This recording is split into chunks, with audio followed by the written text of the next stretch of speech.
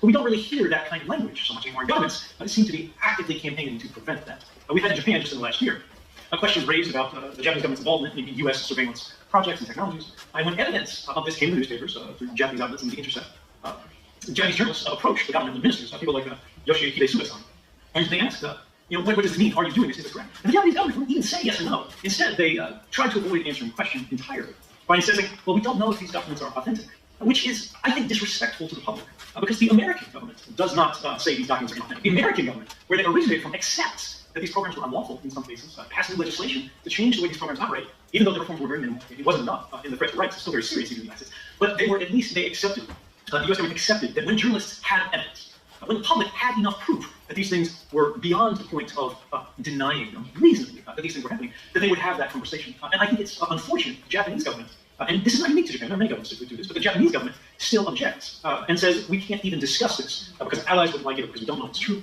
When these are policies that have a primary public impact, they actually change not just the laws of a nation, but the culture of a nation. That shouldn't be a decision that's made by government. That should be a decision that's made by all of us collectively in public conversation.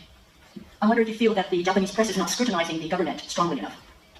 I think it's understandable why in Japan this is not the case. The Japanese sort of media culture, people professionally who work at Japanese news organizations understand it's simply a reality that if they report too aggressively on the government's activities, even if the government is legitimately breaking the law, even if the government is legitimately engaged in some kind of scandal, that their editor will get a phone call, that there will be some pressure, that Japanese government officials will stop responding to the inquiries from that media organization and give preferential access to their competitors. And this is an intentional strategic dynamic on the part of the Japanese government. I think to create a result from the Japanese media, which we see today. I think it's difficult to blame any particular Japanese media organization for this outcome. But I do think we can recognize that it's a very serious situation that needs a remedy. I don't believe it is okay to accept that this is simply the way things are, that the government will threaten the media out of reporting stories, not directly, but by structuring a system in which doing your job too well is punished.